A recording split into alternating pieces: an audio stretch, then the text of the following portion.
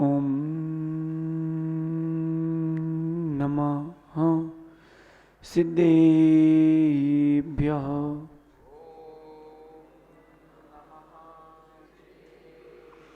प्रणिपत्ये वर्धमानम् प्रश्नोत्तरत्नमालिकां वक्षे नागनरामरवन्द्यं देवं देवाधिपं वीरं नमो अरन्ताडं नमो सिद्धाडं नमो आयिरीयाडं नमो वज्रायाडं नमो लोये सब साहुडम। अनंत अनंत परम सिद्ध भगवंतों की, देवादि देवी कजराट श्री महावीर भगवान की, आचार्य प्रवर भगवत अमोघ वर्ष मुनराज की, आचार्य भगवान गुरुवर विशुद्ध सागर जी मुनराज की, तीन कमला कोटि मां मुनराजों की।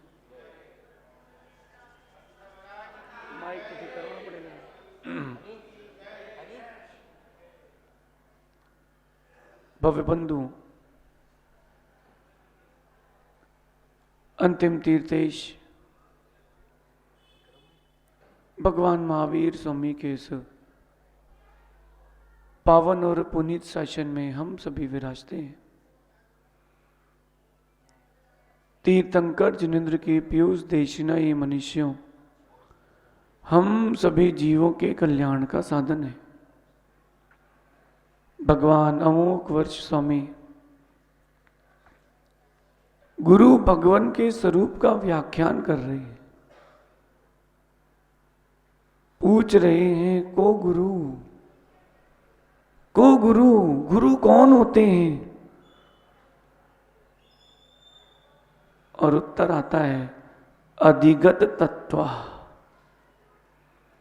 जो प्राप्त तत्व के ज्ञाता होते हैं वो गुरु होते हैं। सर्वहित्योद्यता सततम, सभी प्राणियों के हित का विचार करने वाले होते हैं। बाहर का मौसम कैसे ही हो, बाहर का मौसम कैसा ही हो, अंदर के मौसम को भूलते नहीं है। बाहर गर्म हो या ठंडा, अंदर के मौसम को ठंडा ही रखते हैं। ये गुरु का स्वरूप है। और इन दिनों हम गुरु भगवान के विशेषणों को समझने आए। गुरु भगवान के और क्या क्या गुण हैं। जैसे आप कहीं भोजन में जाते हो तो देखते हो अपने मतलब का क्या है। माल अपने मतलब का कहां क्या है, वहां जाकर के जरूर बैठते हो, उन चीजों को जरूर ग्रहण करते हो। ऐसे ही अनंत गुण होते हैं गुरु भगवान के। उनमें से हम आज कुछ गुणों को और समझते हैं। तो जो गुरु भगवान होते हैं वो निराकांक्षी होते हैं। वो किसी भी प्रकार की कोई भी आकांक्षा नहीं रखते, न व्यक्ति से, न वस्तु से, न चेतन से, न अचेतन से। सोचना भिन्न विषय है, होना भिन्न विषय है। निराकांक्षी होते हैं, किसी भी प्रकार की कोई भी आकांक्षा नहीं करते। क्योंकि जब आकांक्षाएं पूरी नहीं होती बहुत दुख होता है। न वो किसी से अपने लिए कोई आकांक्षा करते, ना पर के लिए। सुनील भाई, जब जब आकांक्षा करोगे दुख मिलेगा। इस पंच कल्याणक प्रतिष्ठा महामहोत्सव में आपको मालूम चल जाएगा कितने अपने हैं, कितने पराए हैं। इस बार सब मालूम चलेगा। ऑन टेबल, समझते आप ऑन टेबल? ये भोपाल है, भोपाल की तीर्थ क्षेत्र लाल घाटी है। प्रमोद भाई सुन रहे कि नहीं? ये लाल घाटी भोपाल, अभी आपको लग रहा है कि सब आपके हैं, अभी धैर्य रखो। कोरोना ने बता दिया कौन कौन किसका है। कोरोना ने बता दिया कौन किसका है। थोड़ी सी छींक आई, अपने पराये हो गए। एक जगह तो भैया ऐसा केस हुआ, बताऊं? जल्दी जल्दी में उस दिन पत्नी ने नमक डालना भूल गई पोहे में। क्या डालना भूल गई? सबने पूछा नमक का स्वाद आ रहा है? बोले नहीं। सबने एक दूसरे से पूछा नमक का स्वाद आ रहा है? बोले नहीं। मीठा खाया? आ रहा है? बोले हो। बोले कोरोना है। जांच हो गई सबकी, निकला कुछ नहीं किसी को। पत्नी कहती हो सकता है हम नमक डालना भूल गए। जब परिस्थितियां विपरीत होती हैं तब आपका साथ दे जो, समझना वही साथी है, वो भी निष्प्रयोजन निराकांक्ष भाव से। पंकज भाई, ये पंच कल्याणक समझगढ़ का हो रहा जवाहर चौक में, आपको क्या लेना देना है? ईमानदारी से बोलो, आपका क्या लेना देना है? सुनील भाई मेहनत कर रहे हैं, पंकज भाई लगे, और जो लोग हैं वो लगे हैं, आपका क्या लेना देना है? अंशुल भाई क्यों न्यूज डालते हो? ये लोग क्यों भगवान रख रहे हैं? आपका क्या लेना देना है? बताओ। हाँ, हमारा कोई लेना देना नहीं है, लेकिन कहीं और जाऊंगा, धन तो कमा सकता हूं, पुण्य कमाने का अवसर तो यहीं आएगा। कहीं और जाकर के आप इज्जत भी कमा लोगे, लेकिन पुण्य नहीं कमा पाओगे। पुण्य तो पंच परमेष्टि के चरणों में ही आएगा। गुरु भगवान होते निराकांक्षी, किसी से कोई आकांक्षा नहीं करते, किसी भी प्रकार की। क्यों नहीं करते पता है? अरे भैया, जब जब इच्छाएं करो पूरी ना हो, आप व्यक्ति से दूर हो जाते हो, जबकि गलती आपकी उम्मीदों की है, आपके भाग्य की है। आपको लगता ना व्यक्ति धोखा दे गया? कोई व्यक्ति किसी को धोखा नहीं देता, वो जो उम्मीदें करता है व्यक्ति, वो उम्मीदें धोखा देती है।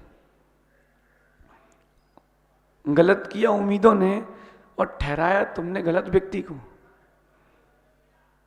सुन रहे ना भैया सब लोग? इसलिए आकांक्षाएं, उम्मीद, वांछा, ये सब पर्यायवाची है, कभी करना नहीं, किंचित भी नहीं करना।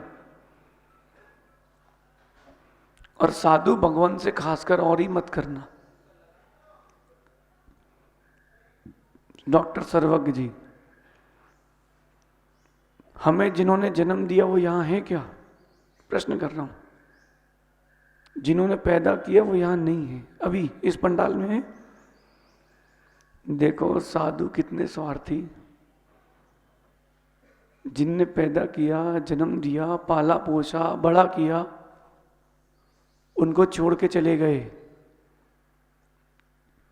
जब उनके नहीं हुए तो आपके क्या होंगे? क्योंकि उनको कोई आकांक्षा नहीं है। हाँ, जिनको आकांक्षा, उनके संकल्प विकल्प है। साधु बनने के बाद अगर श्रावक से आपकी आकांक्षा है तो आपको श्रावक के हाथ जोड़ना पड़ सकते हैं। वो अपन से होगा नहीं मनोज भाई, वो अपन से होगा नहीं। हाँ, जिससे प्रीति है उससे खुल के बोल सकते हो, लेकिन किसी के सामने हाथ नहीं फैला सकते। आकांक्षाएं जिसको है वो हाथ फैलाता है। समंत भद्र स्वामी कहते हैं, का पुरुषा सेवते नृपतिन। जिसको राजा से कुछ चाहिए है वो राजा की सेवा करता है, अपन को चाहिए ही नहीं। ये पंच कल्याणक प्रतिष्ठा महोत्सव में भैया नेता आए अच्छी बात है, लेकिन वो सोचे कि उनके लिए स्थान है, वो अच्छी बात नहीं है। पंच कल्याणक मोक्ष मार्ग के नेता का है प्राथमिकता, उसकी है।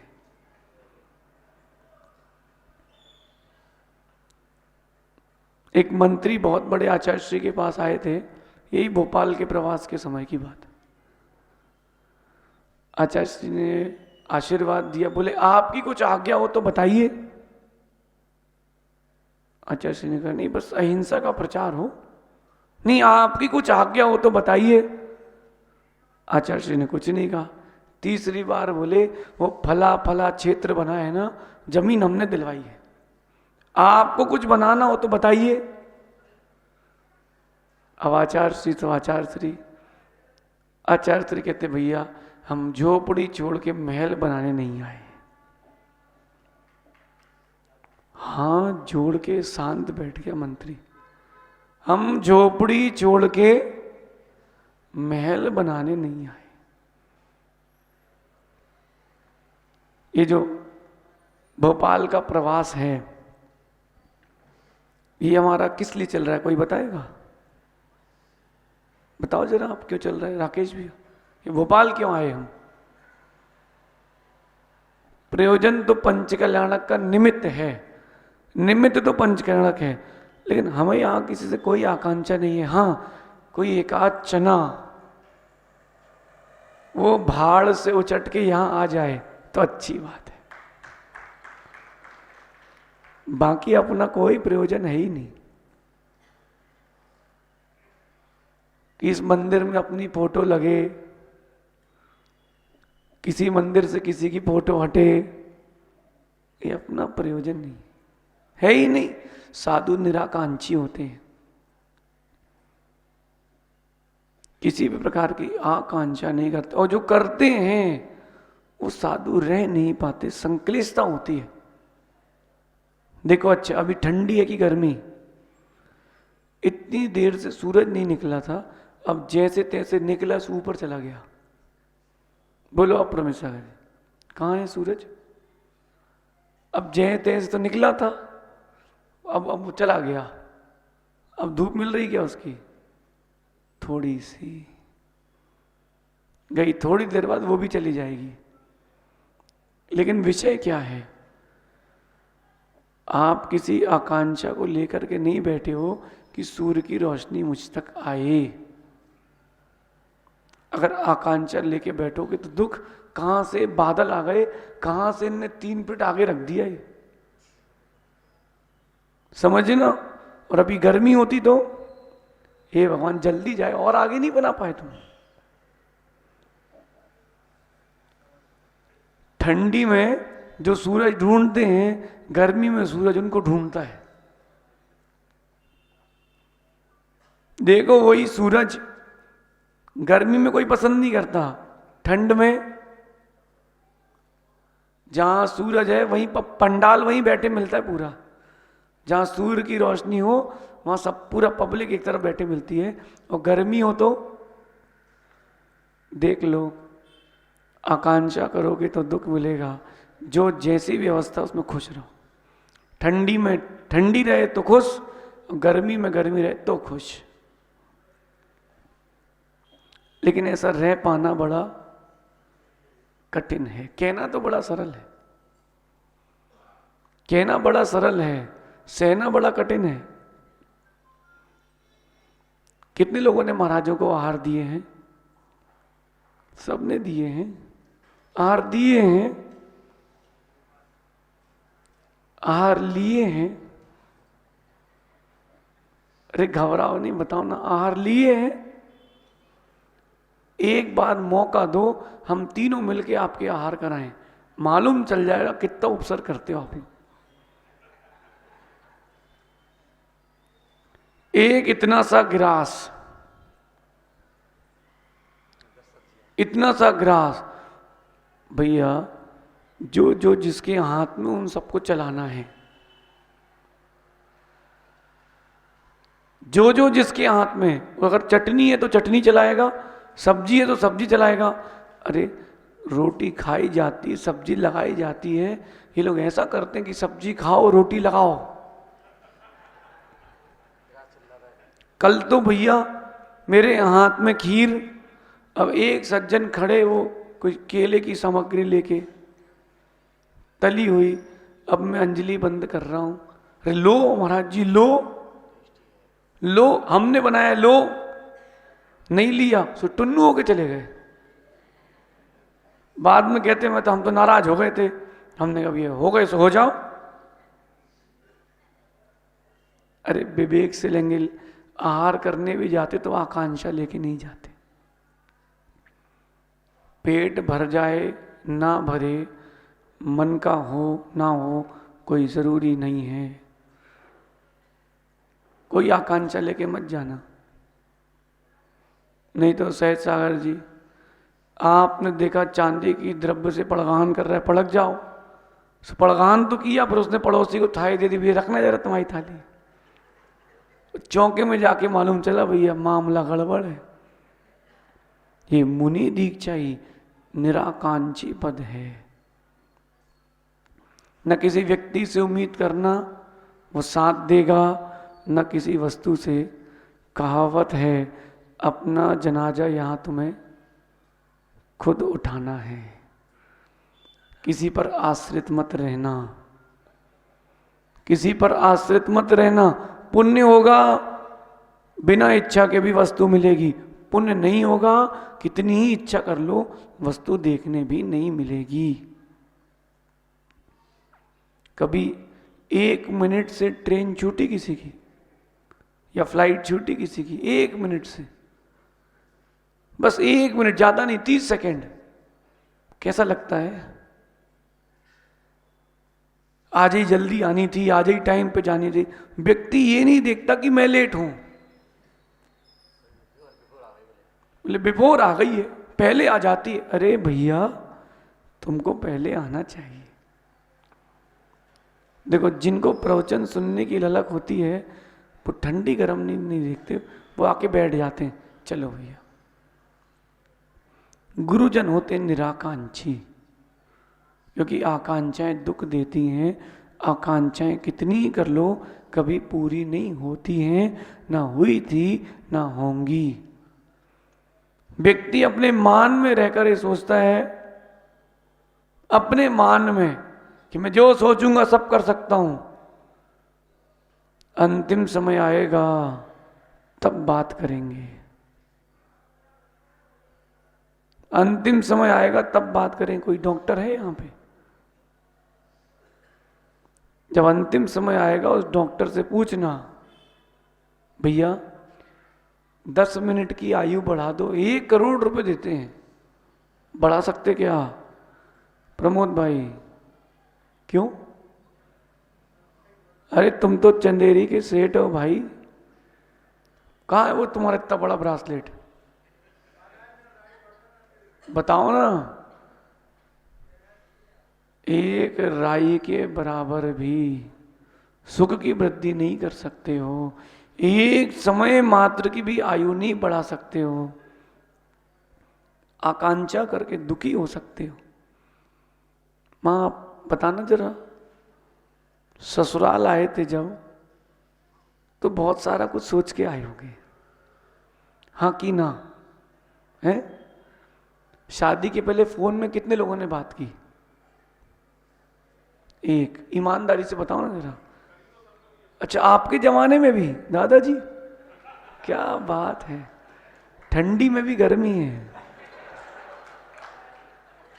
ईमानदारी से बताओ तो, अच्छी बात पूछ रहे हैं आपको, आप बोलोगे महाराज जी सत्य है। फोन में बात पंकज भैया की? वाह। मां आप लोगों ने भी की होगी, आप लोग इतने सीधे नहीं हो। नहीं की बात कभी? की ना। जब फोन में बात की और देवी ने बहुत सारी बातें कही हों, हमसे ये बनाते बनता है, हम वैसा करना जानते हैं, हमको वो अवार्ड मिला था। और पति देव ने भी खूब लगाई हो, हमारा घर इतना बड़ा है, हमारे यहाँ ये, हमारे कमरे में ये है वो है, हमारी माँ इतनी अच्छी है। और जब मायके से ससुराल आए, शादी के लिए ससुराल गए, बोले हमारी माँ तो अभी बाजार गई है, अच्छा सुंदर सा एक ब्रासलेट लेने आपके लिए।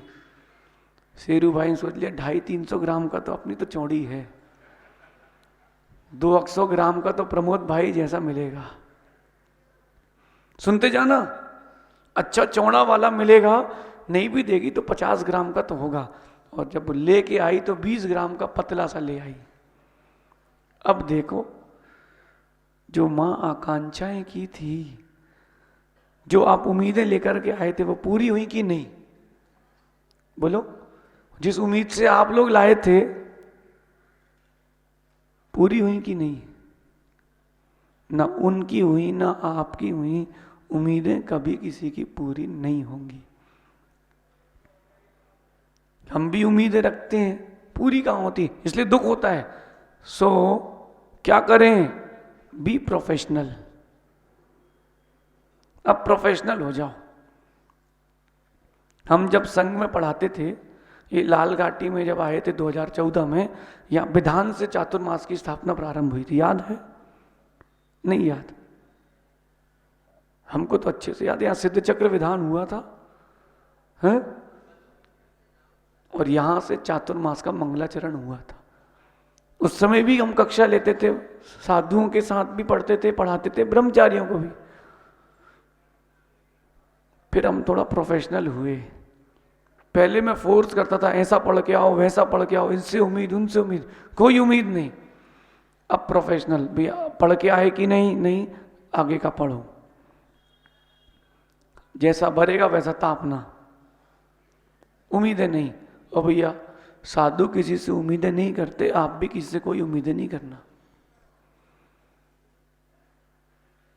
कि सुंदर सा सिंहासन हो, सहज सागर जी, ठंडी के मौसम में पीछे हीटर लगा हो, सामने से हवा ना आए, हवा को कोसोगे अभी तुम, ठंडी हवा चल रही है। और गर्मी में, ठंडी में बिहार में ट्रक निकल जाए बाजू से, अरे राम रे, ऐसा चिल्लाता है व्यक्ति। और गर्मी में निकल जाए तो अरे और करो यार, अच्छा लग रहा है।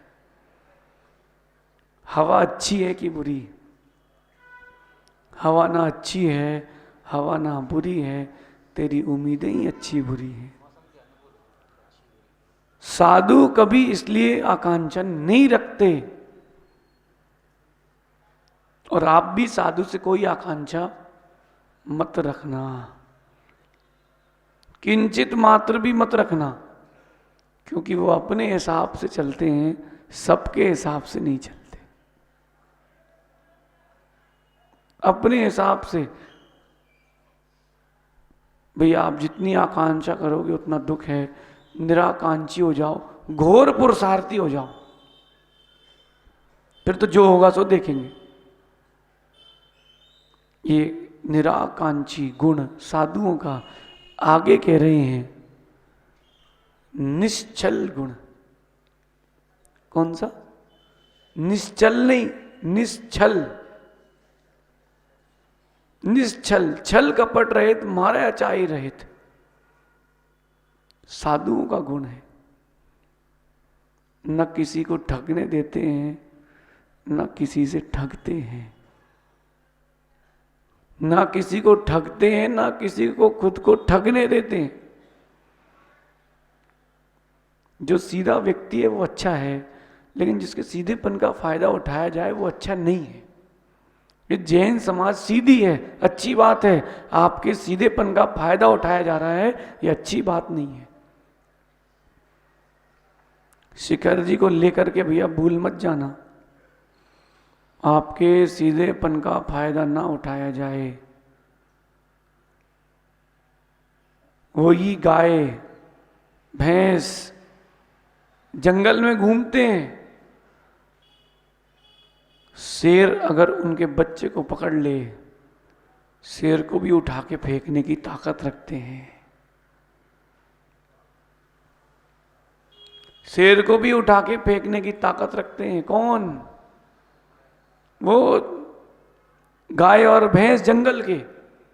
नहीं देखा कभी? 10-12 इकट्ठे हो जाएं, फिर देखो कैसे फेंकते हैं उठा के शेर को। शेर की बात चल रही है, शेर की। सीधे होना अच्छी बात है, निश्चल होना अच्छी बात है, लेकिन कोई आपके साथ छल जाए ये अच्छी बात नहीं है। लालू सुन रहे कि नहीं? छल कपट ना हो अच्छी बात है। साधु को देखो कोई छल कपट नहीं करते। और एक बात ध्यान रखना, जो छल कपट करते हैं उनके साथ भी छल कपट ही होता है। इस भाव में ना हो तो अगले भाव में होगा, होगा निश्चित होगा।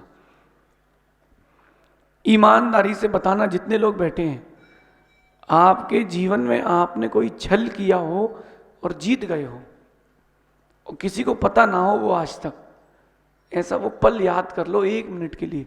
चाहे स्कूल का हो, घर का हो, समाज का हो, परिवार का हो, व्यापार का हो, याद करो कि सब्जी वाले से सब्जी ली हो और धीरे से 25-50 ग्राम का टमाटर बढ़ा लिया हो। अरे कुछ नहीं होता, कुछ नहीं होता, चलो। याद करो, अपन ऐसा करते ही नहीं थे पंकज भैया शुरू से। बेचारे सब्जी वाले के ऐसा मोल भाव करते हैं लोग। 40 रुपए की सब्जी हुई, कितना? उसने कहा 40, नहीं 37 देंगे। 3 रुपए में करोड़पति हो जाएंगे।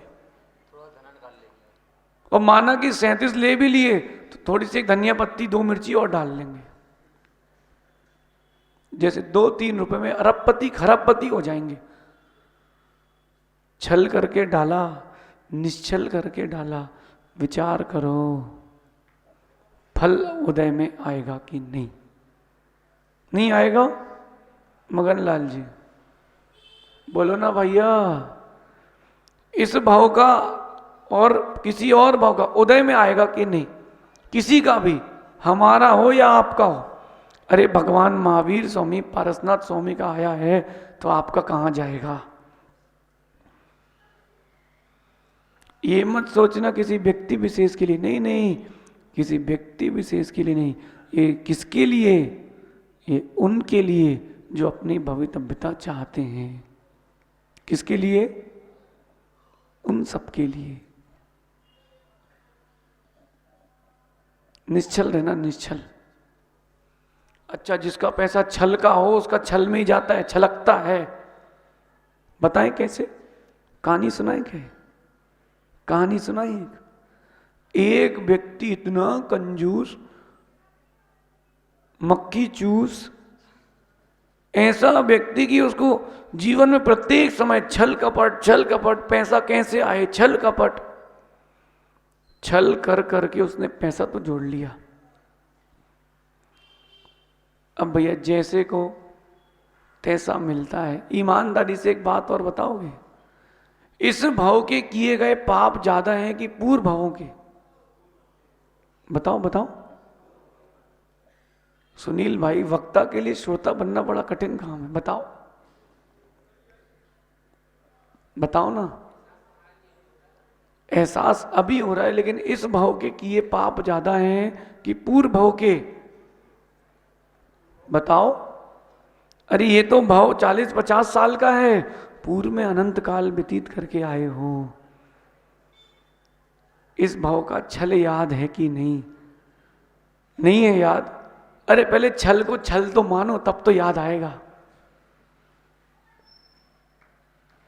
जो जितना कसाई जीव होता है उसको अपनी गलतियां उतनी कम दिखती हैं। जब जब आपकी कसाई तीव्र हुई हो, याद करो आपने उसको कसाई नहीं माना है, उसको अपना कर्तव्य माना है। हाँ? नहीं मैं ऐसे ही हूं, नहीं, बिल्कुल नहीं चलेगा। लो, जो जितना छलिया होता है उसके साथ उतना बड़ा छल होता है। एक सेठ था, जीवन भर उसने छल करके पैसा कमाया, जीवन भर। और छल तो कर लिया उसने, किसी ने बोल दिया उसको पितृदोष। यद्यपि जैन ज्योतिष में ऐसा कोई दोष नहीं है, उसको बोल दिया पितृदोष लगे, तुम्हारे पितृ लगे जो तुम्हारे पूर्वज हैं, तुमने उनकी सेवा नहीं की, वो लग गए हैं। बोले भैया क्या करना है? बोले एक ब्राह्मण को भरपेट भोजन कराओ। चलो ठीक है भैया, उसने ढूंढा, अब वो गया ब्राह्मणों की बस्ती पर। चालाक कितने ही चालाक हो, शेर के ऊपर भी सवा शेर मिल ही जाता है। मनोज भाई वो गया, पूछता है भैया ब्राह्मण से, आप कितनी रोटी खाते हो? ब्राह्मण कहता है भैया मैं 6 रोटी खाता हूं और मीठा। बोले ठीक ठीक। दूसरे घर गया, भैया आप कितना खाते हो? समझदार व्यक्ति समझ जाता है क्यों पूछ रहे हैं। जैसे अब जो लाल घाटी में अपन आ गए ना, तो धोती वाले जो खड़े होते वो अलग से नमोज करते, महाराज जी मतलब समझ जाओ, हमने चौका लगाया है, आपको छक्का लगाना है।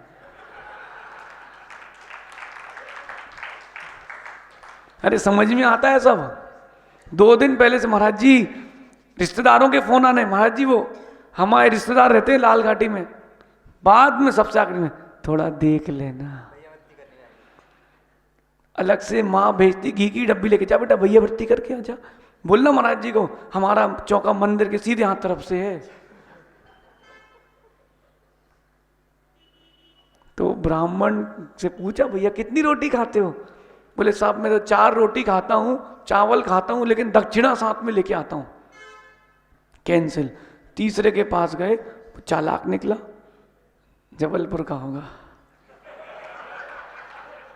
अरे आप बोलोगे तो हमने कहा हम ही बोल दे रहा। वो कहता है भैया देखो मैं तो बीमारी है मुझे, 1 रोटी से ज्यादा खाऊं तो पेट खराब हो जाता है, मैं 1 रोटी सुबह खाता हूं, शाम को सिर्फ पानी पीता हूं। बोले आपके दोनों टाइम का हमारे यहां है। बोले भैया कब? बोले आप जब बोलो। बोले कल सुबह। बोले 1 रोटी तो खाना है भैया, कभी भी खा लेंगे। सेठ पहुंचा घर, कल ब्राह्मण जी आ रहे हैं अपने यहां, उनको भरपेट भोजन कराना। सेठानी से कहता है लेकिन क्या बताएं वो बीमार हैं, 1 ही रोटी देना, उससे ज्यादा देना मत, बीमार पड़ जाते हो। सेठानी को पता था ये कंजूस मक्की चूस, उसने तो भैया 56 भोग, कोई अतिथि आया है और उसको पता था 1 रोटी लेंगे और शाम को पानी पी के जाएंगे। सेठ निश्चिंत। बोले अब रात को व्यापार करके ही घर पहुंचेंगे। बढ़िया उस ब्राह्मण ने पेट भर के भोजन, डट के 56 भोग। फिर कहता है सेठानी जी हम बड़े गरीब हैं, साल भर का अनाज मिल जाए आपसे तो आनंद आ जाएगा। सेठानी दयावान, बोले हाओ बैलगाड़ी लगाई जाए। उसने भरो गेहूं, घी, तेल, चावल, दाल। अब ये तो ठीक है सेठानी जी, मेरी बेटी बड़ी हो गई, उसकी शादी करना है, कुछ अगर मुद्राएं मिल जाएं। बोले ठीक है 100 स्वर्ण मुद्राएं और ले जाओ। जाते जाते कहता है हमारे बच्चों के पास नए कपड़े नहीं हैं। हाँ हाँ सेठ के बच्चों के अपने सब नए कपड़े दे दिए दीपावली के। सेठ जी घर आए, ब्राह्मण जी होके गए? हाँ। बोले हो गए? सेठ खुश, चलो अपना पितृदोष समाप्त। अब उसको क्या पता कौन कौन सी टेंशन बढ़ गई। क्या खाया उनने? अरे उनने तो पूरे 56 भोग खाए, जितना अपन 1 हफ्ते में खाते वो अकेले खा गए। अरे बाप रे, पहला अटैक कहां हो रही? बाईपास। पहला अटैक वहीं, दूसरा सेठानी बोली वो बेचारे गरीब थे तो उनके साल भर की अनाज की व्यवस्था और दी। Second attack. और बोले उसकी बेटी की शादी नहीं हो रही थी तो तीसरा अटैक। हमने उसको सोने की 100 मुद्रा दी। सेठ जी वहीं ढेर। अब सेठ जी ढेर तो हो गए, सुनो अभी। सेठानी कहती सुनो तो, पूरा सुनो तो, नए कपड़े भी दिए हैं। सेठ जी कहते अब खड़े होके बोलते हैं तूने क्या किया? बोले मैं अभी जाता हूं, पूरा वापस लाऊंगा। झूठा। बोले 1 रोटी की बात की थी, बोले इतना ले गया। ब्राह्मण तो ब्राह्मण जबलपुर का होगा। पत्नी से कहता है मैं अंदर जाके सो रहा हूं, आज बहुत दिन बाद पकवान मिले, सेठ आए अगर तो कहना आपकी पत्नी ने पता नहीं क्या खिला दिया है, ये तो बीमार पड़ गए, जाने वाले हैं, बोल देना, ठीक है। और खिड़की से खोल के दिखा देना, अब इतना बड़ा पेट और बढ़िया बिना चद्दर का पेट, ऐसा फूले गुब्बारे जैसा। सोए जब ब्राह्मण जी चारों खाने चित्त। सेठ पहुंचा, कहाँ है ब्राह्मण? सेठानी रोआना सा चेहरा लेके, मुंह उदास करके, आपने हमारे पति को क्या खिला दिया? सेठ जी कहते क्या खिला दिया? बोले हफ्ते भर का खा के आए। नहीं नहीं, बोले वैद्य जी ने कहा इनको विष दे दिया है, वो देखो अंदर बिल्कुल मरणासन है, मैं तो राजा के पास जाऊंगी, तुमने विष खिलाया है। सेठ जी कहते नहीं, जेलो 200 रुपये और 200 स्वर्ण मुद्रा, तुम तो इलाज कराना, हमारे घर नहीं आना, भूल जाओ हम कौन थे। ये जो चालाक लोग होते हैं, छलिया, उनकी चमड़ी भी जाती है और दमड़ी भी जाती है।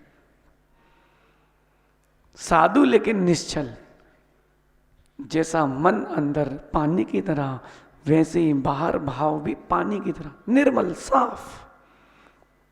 कपटवादी नहीं, स्पष्टवादी। स्पष्टवादी से बहुत कम लोग जुड़ते हैं, लेकिन इतनी बात ध्यान रखना, वो मायाचारी नहीं करता। सबको लेके चलने में बिना मायाचारी के भी चल सकते हैं।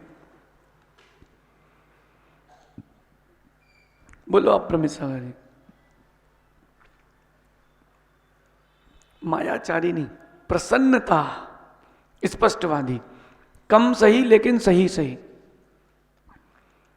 मनोज भाई ईमानदारी से कहना, पिछले दिनों समझ में आ गया होगा कि इनके पास कम लोग हैं लेकिन सही लोग हैं, दमदार हैं। बोलो शेरू, कम सही लेकिन, अरे तुम जमीन का व्यापार करते हो और तुमने 100 एकड़ जमीन ले ली विवादित, पूरी जिंदगी निकल रही विवाद सुलझाने में, पैसा का भोग कर रहे तुम्हारे बच्चे, का मतलब रहा? कम लो लेकिन सही लो, कम सही लेकिन सही सही। निश्चल, बताओ बेचारे छलिया ब्राह्मण के साथ सही हुआ कि नहीं? 6 रोटी और चावल में काम हो रहा था, सो माना नहीं। साल भर का दिया अलग, 300 स्वर्ण मुद्राएं गई अलग, और बेचारा अब उसको कमाने में लग गया, इतना गया है, इतना गया है। आप लोग ऐसा नहीं करते ना? जो लोग दान नहीं करते, बोलूं क्या, जो लोग बासाब दान नहीं करते, या तो उनका दहेज में जाता है या हॉस्पिटल में, और अगर बचा तो इनकम टैक्स वाले आएंगे, माँ आपके भाई के रक्षाबंधन का लिफाफा भी ले जा लेंगे, फिर बोलते हैं ना ये तो हमारे भैया का है, पति का नहीं है, वो सुनेंगे ही नहीं।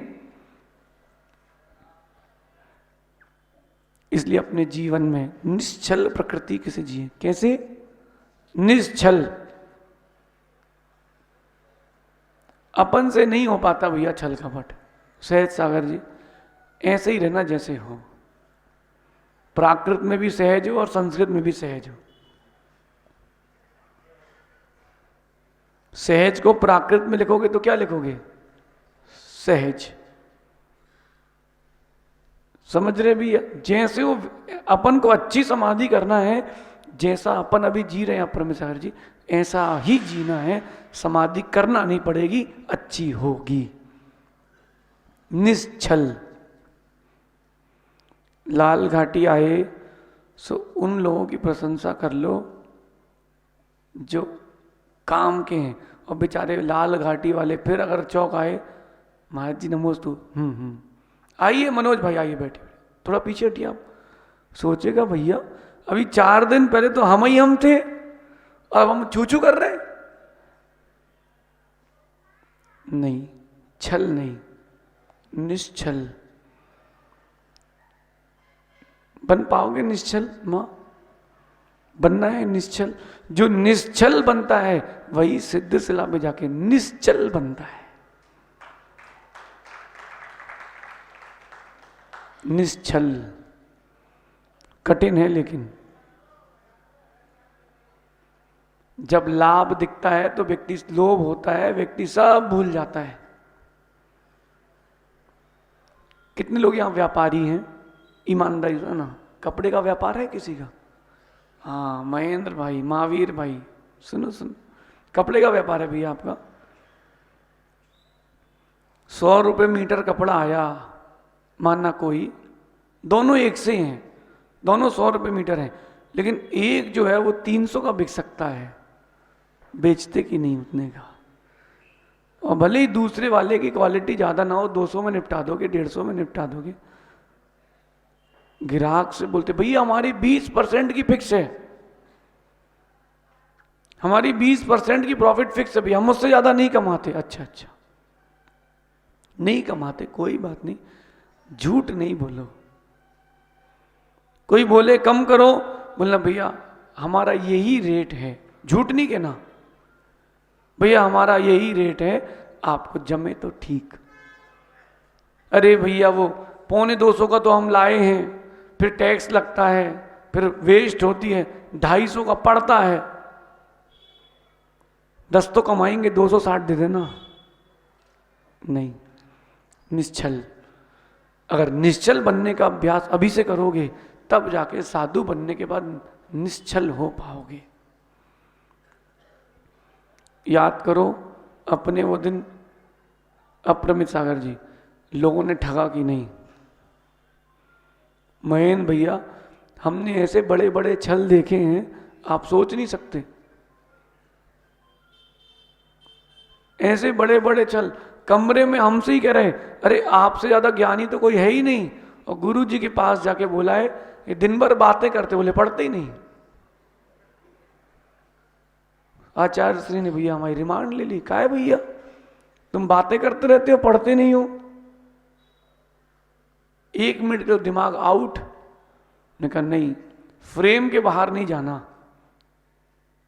मैंने कहा हाँ आचार्य श्री, वो लेकिन बात इतनी है कि जब हम बातें कर रहे थे और जिसने शिकायत की थी वो क्या कर रहा था? वो तो पढ़ नहीं रहा था, क्योंकि वो हमको बातें करते हुए देख रहा था, तो बात बराबर हो गई। हमने बात करके नहीं पढ़ा, उसने हमें देख के नहीं पढ़ा, दोनों ही अनपढ़ हैं।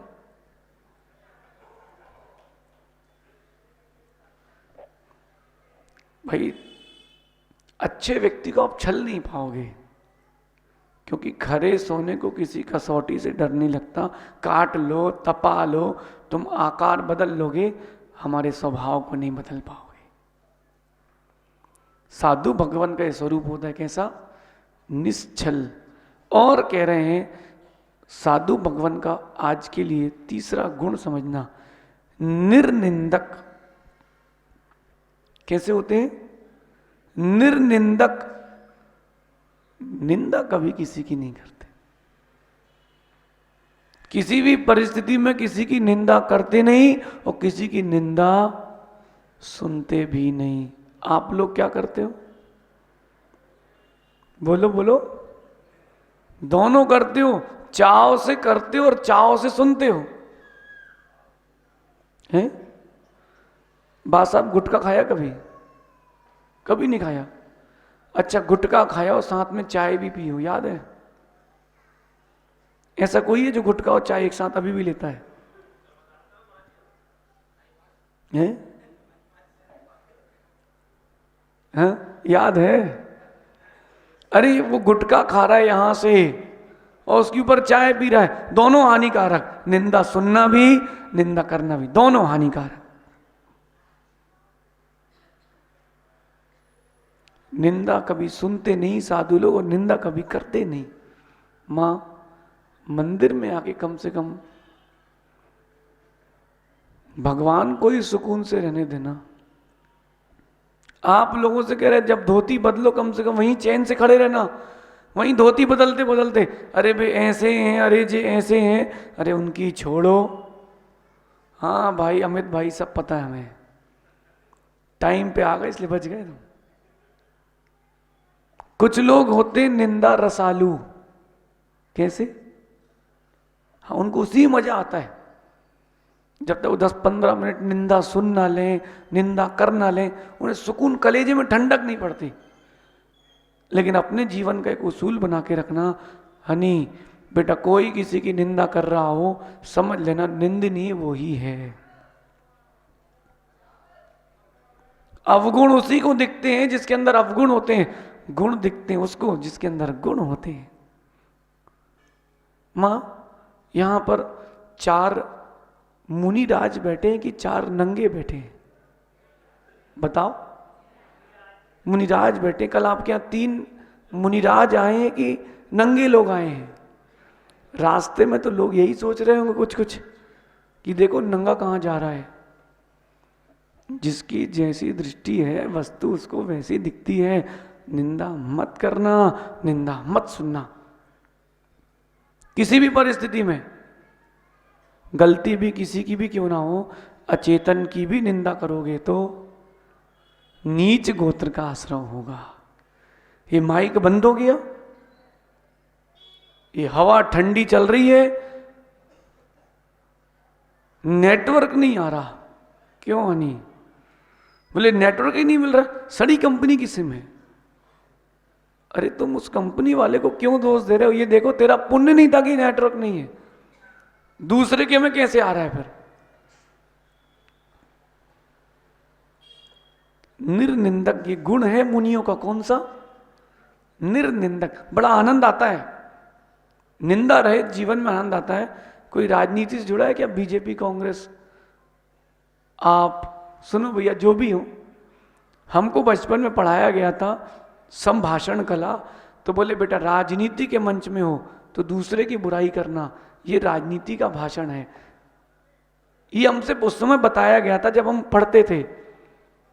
मन में तो आया था कि यार दूसरे की निंदा करके अगर तुम नेता, राजनेता, अभिनेता कुछ भी बन जाओ, मोक्ष मार्ग के नेता तो नहीं बन पाओगे। आप जब भी किसी साधु भगवान के पास जाओ और एक मुनि किसी दूसरे मुनि की प्रशंसा कर दे, मतलब आप समझना पंचम काल का आश्चर्य है, सच्चे साधु हैं। बेंगलोर में हम लोग जय नगर साउथ एंड सर्कल वहां थे। एक भाई शाम को आए, उनका नाम था समंत भद्र। बोले महाराज जी मैं आपके दर्शन करने अलग से आया हूं। तो हमने आशीर्वाद दिया, अपना फिर से पढ़ने लगे। रात की बात होगी, 7:30 पौने 8 की। अब वहां गेट लगाते ही नहीं थे, वहां कोई आते ही नहीं थे। क्यों सहज सागर जी? वहां गर्मी की हमने वाचना की, हम श्रोता और ये वक्ता, बात खत्म। क्योंकि कन्नड़ा सीखना थी। पंडित जी ऐसे ज्ञान नहीं मिलता इन सब विद्यार्थियों के ना भैया। खोदनते पानी घोकनते विद्या, अनभ्यासे हतम ज्ञानम। ज्ञान का नाश हो जाएगा। वो बोलते महाराज जी मैं आपके दर्शन करने आया हूं। मैंने कहा आशीर्वाद है। मैंने कहा भैया कौन सी कॉलोनी से? सारे से पूछा। बोले यहाँ पुट्टेन हल्ली से आया हूं, लेकिन महाराज जी एक बात बोलना चाहता हूं। मैंने कहा भैया कि कौन सी गलती दिख गई भैया इसको? बोले महाराज जी हमारी कॉलोनी में एक महाराज जी आए हैं, आचार्य निर्भय सागर जी के शिष्य हैं शिवदत्त सागर जी। उनने कहा है बहुत अच्छे महाराज जी हैं, जाओ तुम दर्शन करके आओ, आदित्य सागर जी के दर्शन करके आना। महाराज जी मैं उनके कहने पर आया हूं, लेकिन एक बात कहना चाहता हूं, आपसे ज्यादा श्रद्धा मेरी उन पर हो गई। पूछा बोले एक साधु दूसरे साधु की प्रशंसा कर रहा है, इससे प्रशंसनीय क्या बात है?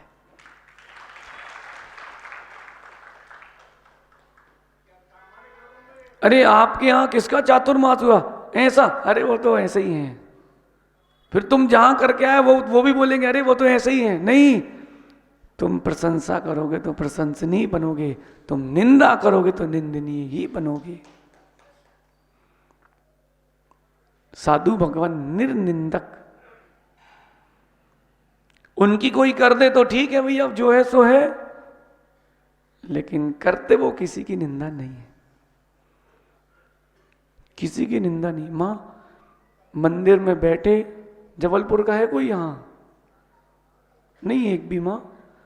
अरे हम कह रहे तुम चांद पे जाओगे जबलपुर वाला मिलेगा, कोई है एक आध मां जबलपुर की? लाडगंज मंदिर देखा है? वहां भैया तीसरी वेदी के वहां बढ़िया दोनों तरफ शाम को माताएं बैठ जाती हैं। हम छोटे थे, दीपक रखने जाते थे, एक तरफ चलता था, सुनिए जिन अरज हमारी, हम पाप किए अति भारी, ताकि निवृत्ति काजा हम शरण लिए। अब ये 2 लाइन हो गई ना, अब इनकी 2 चालू होंगी। अब आजू बाजू बैठ के क्या बताएं, हमारी बहू कचू नहीं करत, एक चम्मच नहीं हिलात, बेचारी बहू सुबह से लगी, सो चम्मच नहीं हिलात, और बेटी ने आके गिलास पानी भर दिया। हमारी बेटी तो सुबह से काम कर रही है। अरे तुम बहू को बेटी मान लो, बहू सास को मां मान ले, ससुराल ही मायका बन जाएगा, मायका ही ससुराल बन जाएगा। फिर ये 2 माताओं का चालू होगा, चीटिया दी जीव विदारी। तुम्हारा नंबर, कहाँ थे? वो पूछती कहाँ चालू करना है। अरे भैया तुम कहाँ निंदा में लगे हो, कहां पर? भगवान के सामने। अधिकरणम जीवा जीवाश्चा, इस तत्वार सूत्र के सूत्र को भूलना नहीं। जहां जैसा अधिकरण लोगे उतना बड़ा आश्रय होगा। मंदिर में बैठ के तुमने अगर पाप किया है, अनंत गुना अधिक पाप मिलेगा। सामान्य व्यक्ति की निंदा की है कम पाप, व्रती की है तो अधिक पाप महाव्रती की है। और बड़ा पाप अरहंत सिद्ध की है, आचार्य उपाध्याय की है,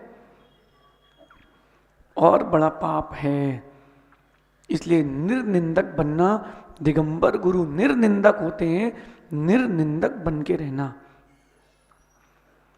अपनी बुद्धि का विकास करना, लेकिन किसी की निंदा कभी मत करना।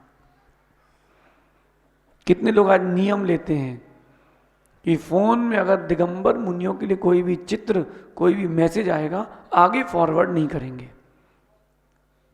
आपके व्हाट्सएप फेसबुक में दुनिया की चीजें नहीं आती, फलाने महाराज जी ऐसे, इनका ऐसा, उनका क्षेत्र, इनका ये।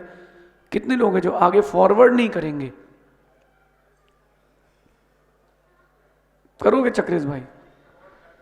देख लो फॉरवर्ड करने का नतीजा क्या होता है, सब पता है तुम्हें। खबर मिल गई, पुरानी याद आ गई।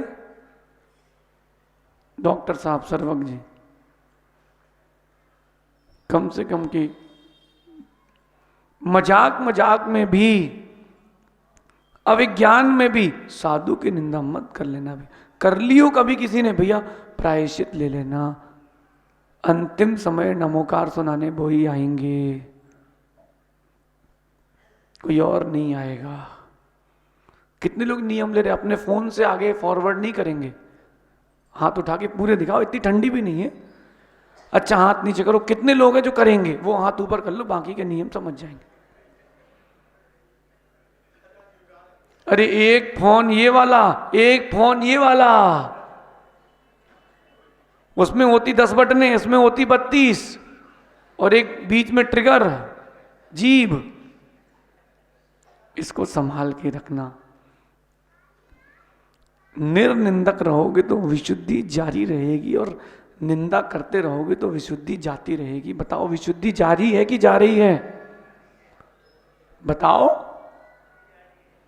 विशुद्धि जा रही है? जा रही है? जारी है? अगर विशुद्धि जारी है तो ही प्रवचन सुनना, तो ही पूजन अभिषेक करना सार्थक है, वरना निरर्थक है। विशुद्धि जारी है कि जा रही है? बताओ। मां बोले महाराज जी यहां तो जारी है, घर जाएंगे और जैसी बहू को, सास का बहू का चेहरा देखेगा, विशुद्धि जा रही है। नहीं नहीं, वृद्धों का काम है वो कम बोलें, और जो उनके साथ रहने वाले हैं उनका काम है उनको कम सुनाएं। काम हो जाएगा सेट पूरा। विशुद्धि जारी रहे, इसका ध्यान रखना। यहाँ अपन ने गुरुओं के गुण सुने थे, कल और पुनः विचार करेंगे। आप लोग का सौभाग्य है, यहाँ प्राकृत का शिविर, ज्ञान की गंगा बह रही है। सुदर्शन लाल पंडित जी प्राकृत विद्या का प्रचार प्रसार और प्राकृत का विकास